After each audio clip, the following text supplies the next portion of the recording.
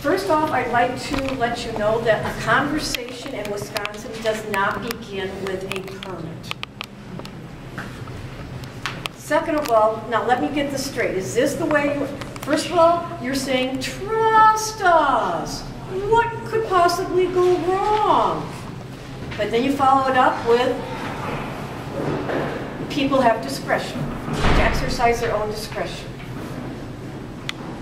And if safety is, if you're doing this for our safety, the worst thing that I can think of is somebody coming in here with a concealed, under concealed carry.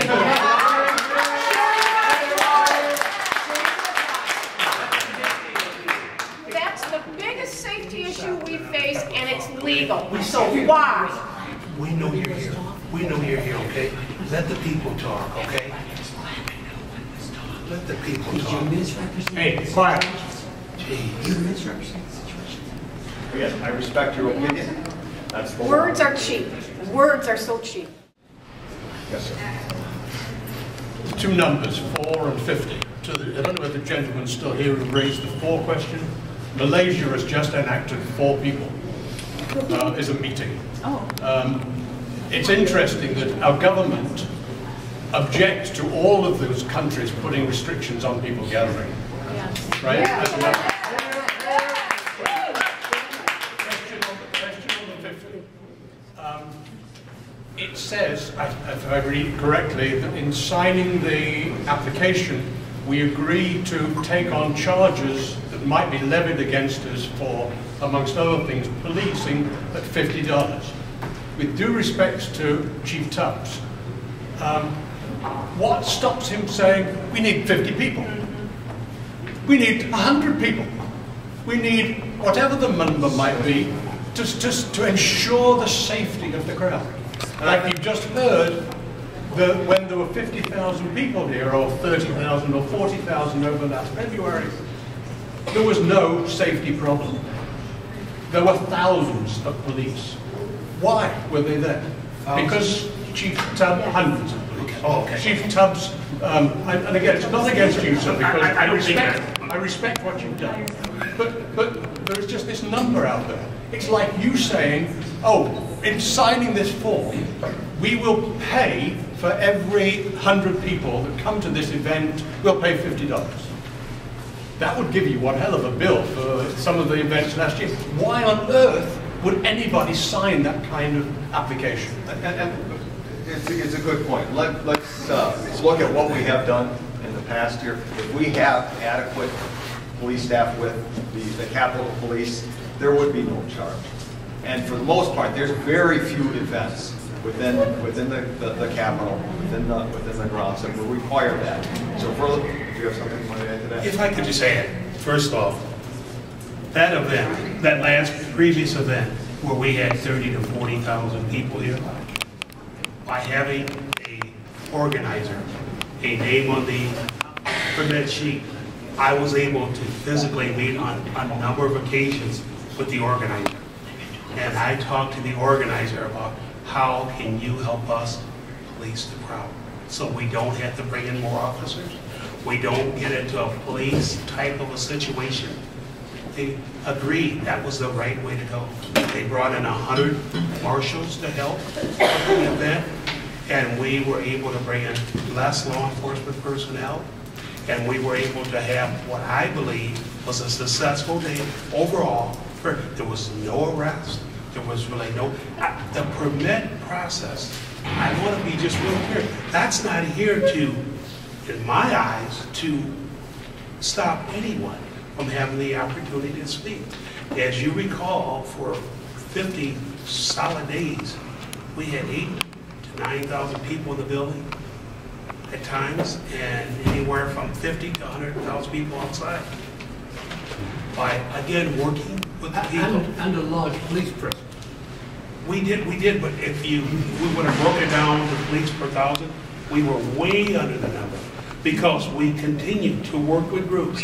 But there were people who were brought in for that event. Who were brought in? Police. You brought in extra police for those events. For the safety of everyone here. And that would be a charge against the organizers? We didn't charge anyone. No, but under these rules, it can be a charge against those And I think that's one of the things in looking at the event that you should be working with the Capitol Police side. Now, you don't So, charge if there's are you saying that the police could waive that $50? I think that you have to look at the size of the event, where it was, how many people, what portion of the facility we're looking at. Do we have adequate staff to cover that within the Capitol Police? No. For those guidelines, If more police are brought in, if more police are brought in for that event, $50 an hour, is that something that the police can waive? Or under these administrative rules, we can waive? I think we have to look at each individual event. And it's clear, I think, and I hope it's clear in the policy, that whatever the counter event is not the responsibility of the people who organize. In the rules, it says $50 an hour for people brought in, extra police brought in for safety purposes. And you can charge overtime rates as well. That's what it says in the rules. And I think that, again, that in working through the permitting process, we can answer those questions when you know the nature of the event.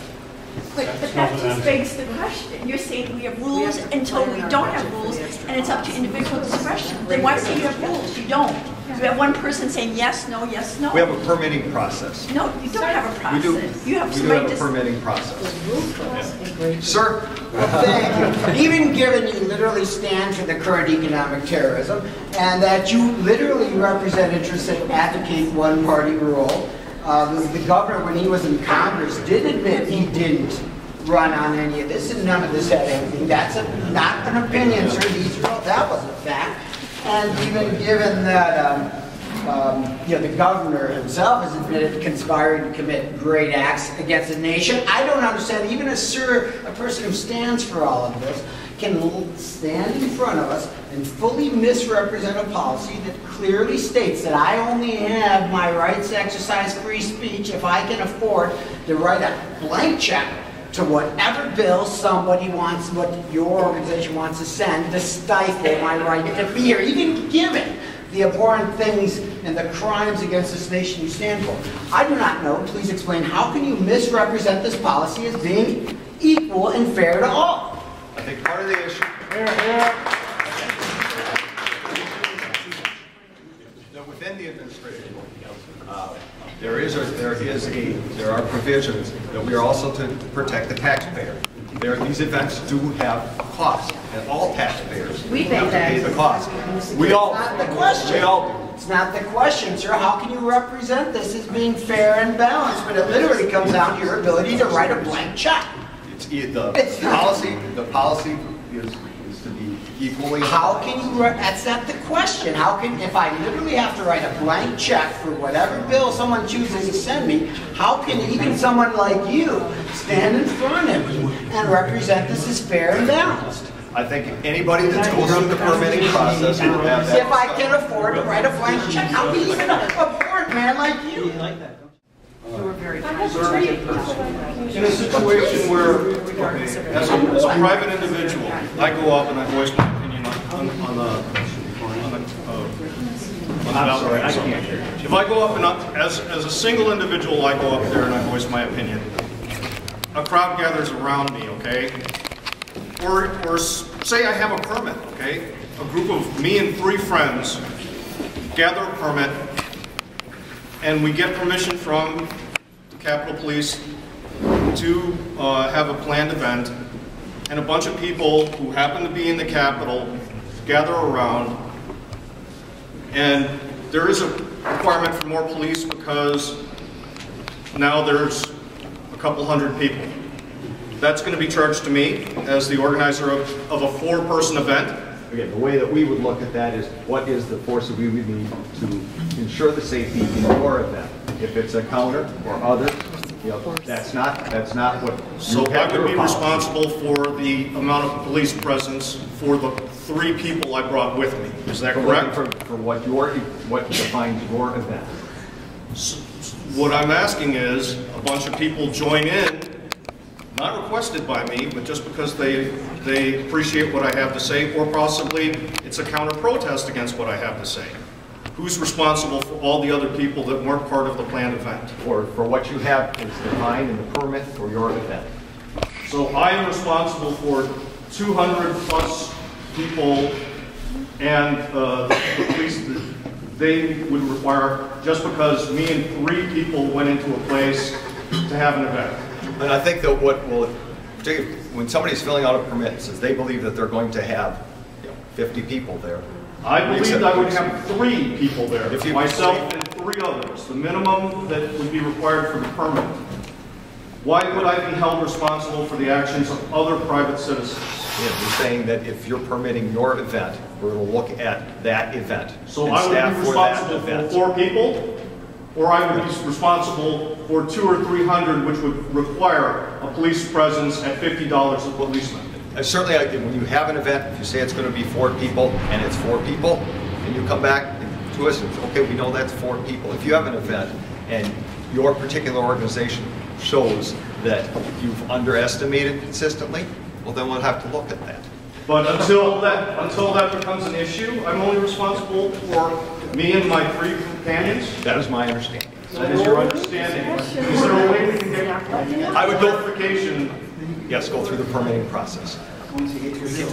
So I have to get a permit where I could potentially be responsible for hundreds of dollars of police pay before I can find out whether I would be potentially held responsible for hundreds of dollars of police pay? Again, if you have an event, go through the permitting process so that we can have those discussions. So that you know ahead of I will time be what held to expect. responsible without knowing what the law is. Apparently you don't know what the administrative rule is either. Capital to have. If you have an event and you go through the permitting process, we will work with you to get you to the level that you're either comfortable or not comfortable having that event. I'm not going to be able to talk about the I have a related question. Even these vague kind of questions, you still think you're on solid legal ground? Who makes the decision and who determines how many officers are needed? For example, will it be the same person who put 15 troopers in the assembly when there were 5 people sitting there?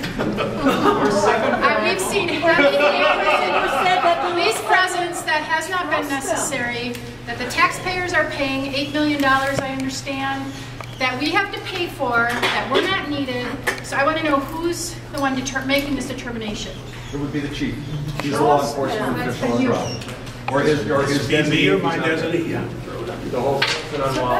I'm sure this has been asked. Lawful order. Thank you.